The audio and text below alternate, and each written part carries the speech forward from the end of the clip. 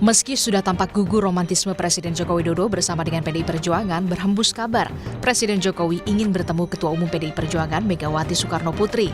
Namun, pihak istana kemudian lekas menepis isu rencana pertemuan keduanya. Dengan narasi yang dikembangkan seolah-olah ada permintaan dari Bapak Presiden untuk bertemu, apalagi dihubungkan dengan pemilu 2024, itu sama sekali tidak benar. Dan itu saya kira sudah dikonfirmasi juga oleh Sekretaris Jenderal PDI Perjuangan Mas Hasto, yang juga mengatakan tidak benar ada permintaan untuk pertemuan. Kabar rencana pertemuan Jokowi dengan sang Ketua Umum PDIP ternyata juga belum terkonfirmasi oleh Capres nomor urut 3 Ganjar Pranowo. Ganjar bilang belum tahu soal ini. Mas, terkait ada belum tahu saya.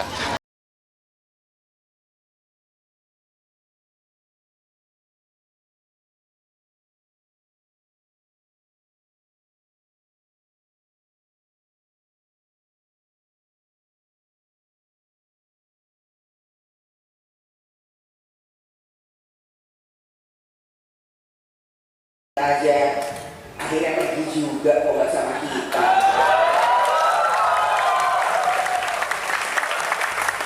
Ini kan dari sebentar aja langsung seolah-olah sudah paling akrab, kawan karib, sahabat, bahkan keluarga.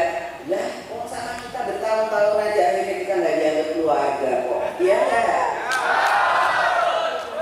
Mbak, politik itu nggak ada yang abadi, Mbak. Kawan jadi lawan.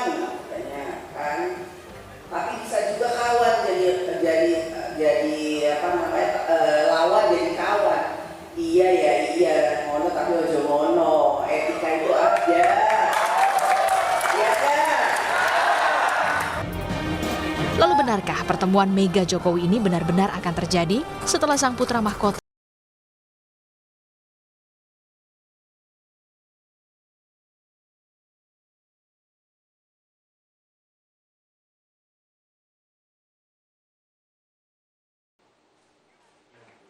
Di tengah isu keretakan Jokowi Mega, benarkah pertemuan Mega Jokowi akan benar-benar terjadi, benar-benar akan terrealisasi?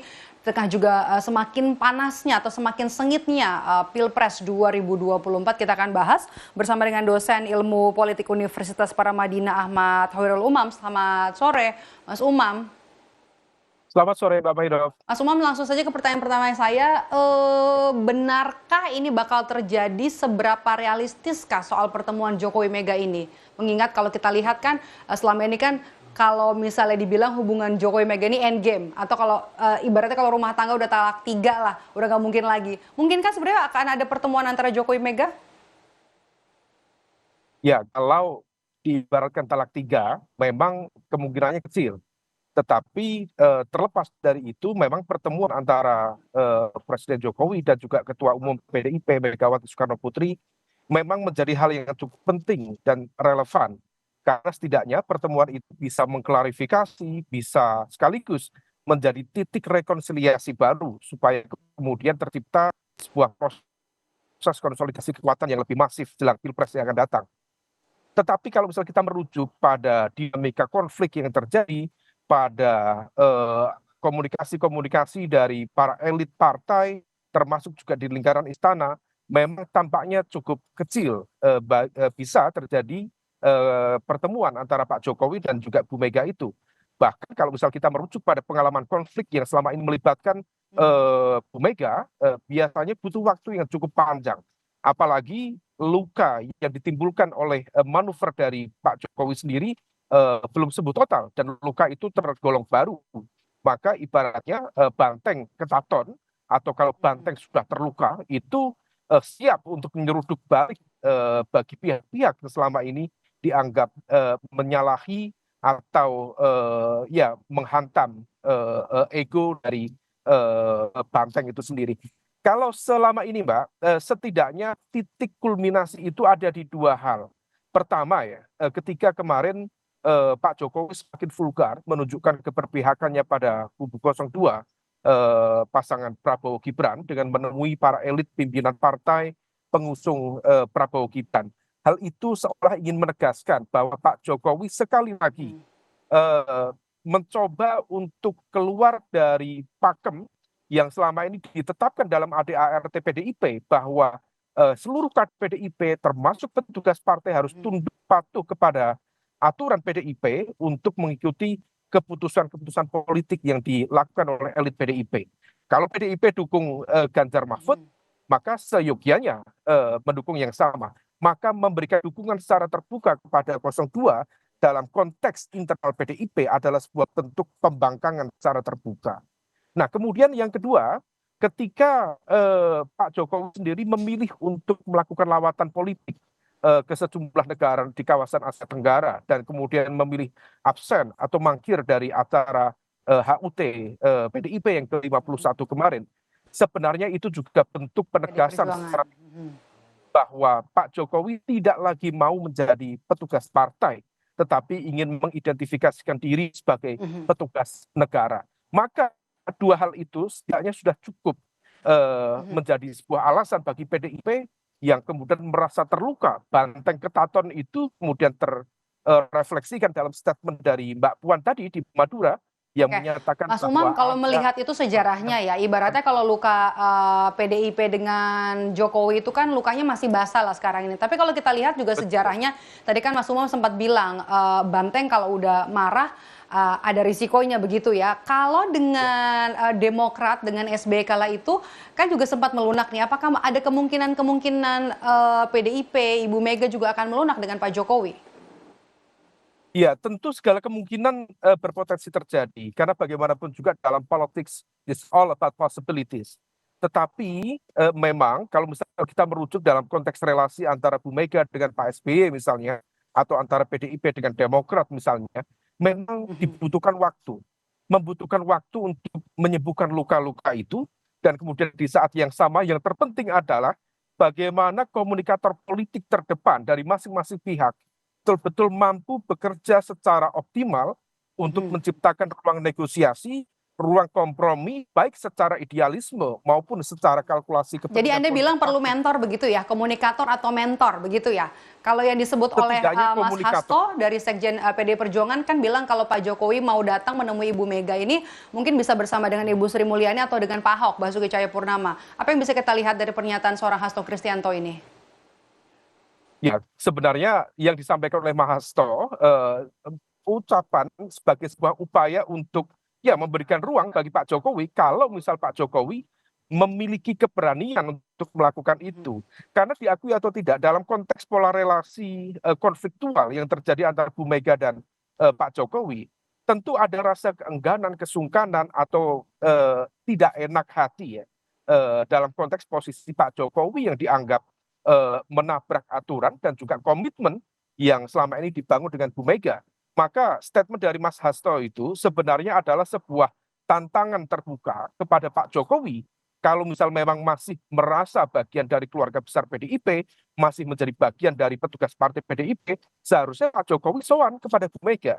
Nah, inilah yang kemudian meskipun statement itu tantangan, tetapi bercampur juga menjadi satir yang dari lingkaran istana sendiri tampaknya juga mencoba untuk defensif, menyatakan bahwa itu tidak ada, tidak pernah dikomunikasikan, dan seolah-olah kemudian diletakkan sebagai bagian dari isu yang sifatnya hoax.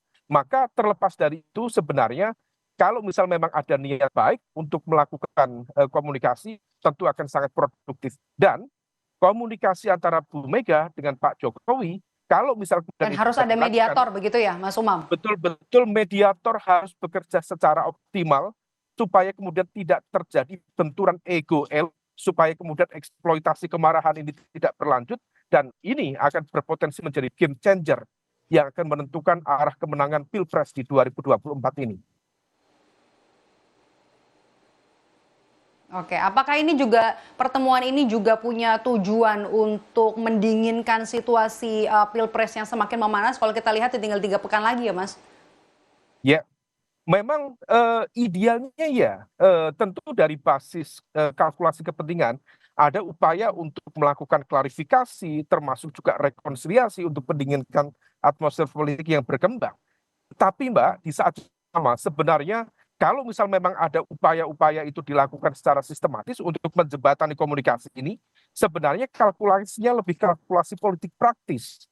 Karena per hari ini kalau misal kita merujuk pada data survei lintas lembaga, basis elektabilitas 01 dari pasangan Anies Muhaimin tampaknya semakin terkonsolidasi dengan baik. Setidaknya mereka diuntungkan atau mendapatkan basis dukungan tambahan dari proses debat Pilpres yang perlahan tapi pasti mengalami peningkatan elektabilitas meskipun belum pada tingkat peningkatan yang cukup signifikan. Akan tetapi kalau misal kemudian kubu 01 Jadi ini Mas Umam, sorry saya potong, ini jadi mengarah ke elektabilitas, ke hitung-hitungan pengaruh terhadap peta politik.